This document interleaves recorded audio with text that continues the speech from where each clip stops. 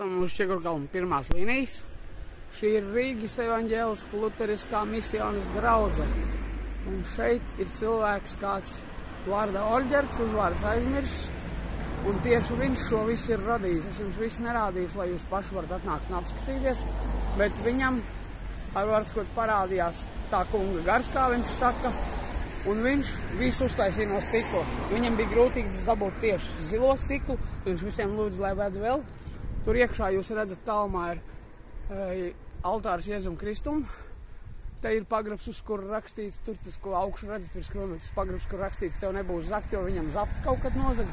Viņš viss taciņas, viss ir no stikla uztaisīts.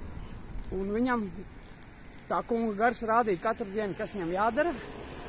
Nu, viņam notika kaut kāda nelaime, vai nu viņš bija klīniskajā nāvē, vai zibienas iespējas vairs neatzīt, viņam kaut kas notika.